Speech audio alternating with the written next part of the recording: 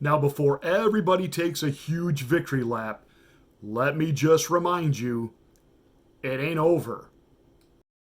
With Romney and Collins jumping to the other side to vote for witnesses, they still fell short, the vote being 51 to 49 against calling further witnesses. So pretty much the actual trial of Donald J. Trump is over. Now it's the formality. But it's not over, and I'm listening to everyone in conservative media take this huge victory lap. Now wait a minute. A whole lot can happen between now and Wednesday. On Monday, it's the final closing arguments. Then, of course, on Wednesday, they're going to vote. Now, let's not forget that Tuesday is the State of the Union. Now, you remember last year, and Nancy Botox Pelosi and her. What kind of reception, and I have to believe that the Democrats cornered McConnell into this timeline of wrapping things up, meant to somehow embarrass the president at the State of the Union. I don't know whether they're all going to get up and collectively walk out because he's an impeached president, but there'll be some drama, some type of theatric. Now, while on the one hand, Trump will masterfully spin it to his advantage, I get that. It's just still more nonsense that they're going to put the country through. It's just more hogwash. It's just more high school girl drama. And that's all this hogwash is.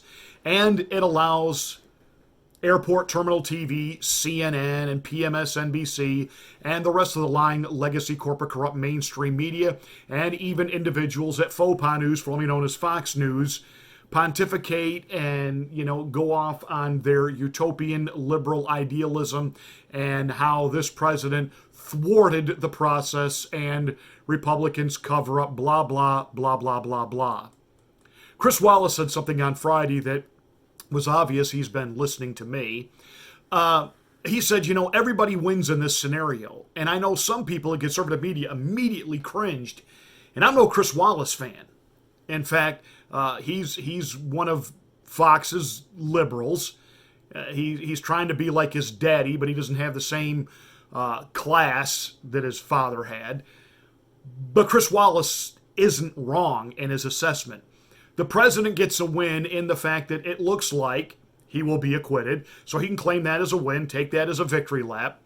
But the Democrats, at the end of the day, and I've been harping on this, Rush Limbaugh finally got on the bandwagon, but I was saying it before he did.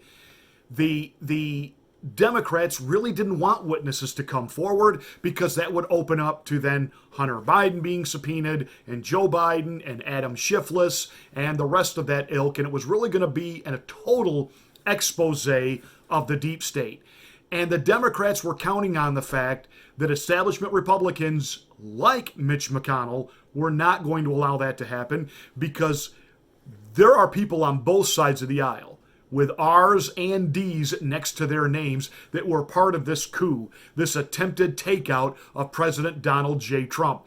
And the Democrats have been counting on the establishment Republicans making sure that the wagons have been circled around Donald Trump on this issue because they don't want any of the Republicans who are the men behind the curtains pulling strings and are part of this deep state oligarch swamp crapola that the Democrats are in up to their eyeballs. They're all in it together. And so they were counting on Mitch McConnell doing the protective thing.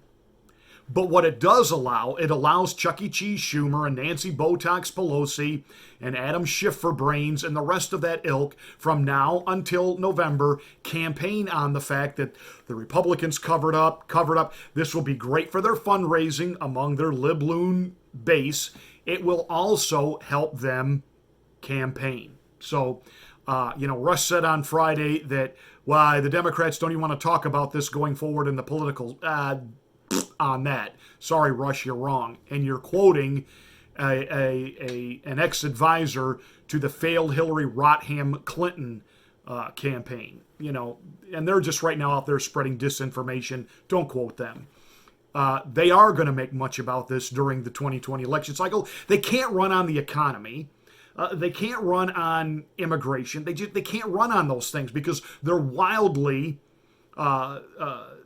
work against them. This president's got a rock and rolling economy.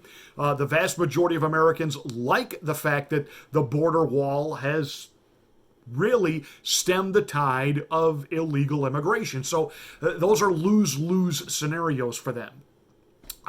They could talk about student debt loan. They can talk about health care. But what they really want to hammer now is the fact that this is a corrupt president and the Republicans are standing in the way of us letting serve justice. That could rile some people up. So don't think this is over. This ain't over. And I told you this, and I'm going to keep saying it. And I know I'm the only one saying it, and that's because I am right.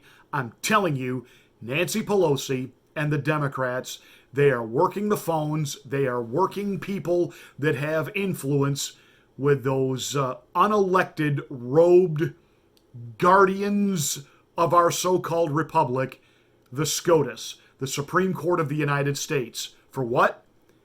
They're going to want to figure out some type of precedent, some type of way that the Supreme Court removes Donald Trump from office. I'm telling you, that is the setup here.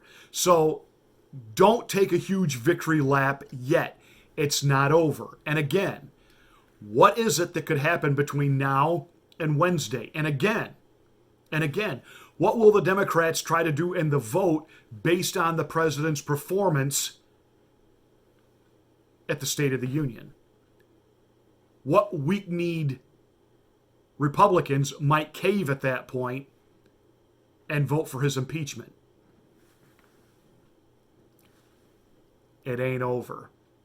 Hey, thank you so much for watching my Saturday rant. Really do appreciate it. Thank you for your support. You are driving the numbers up, and I cannot thank you enough. I read your comments. Looking forward to seeing what you have to say about this, that it ain't over yet. I really do appreciate your insight, and together we can make a real change. And I'm not using that as a campaign slogan, because we've got to stick to hashtag Democrats gone.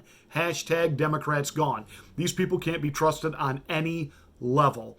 Going forward, we have to stay solid. We have to stay united, on point, on message. We got to get rid of as many of them as possible and make sure that Donald Trump gets a second term.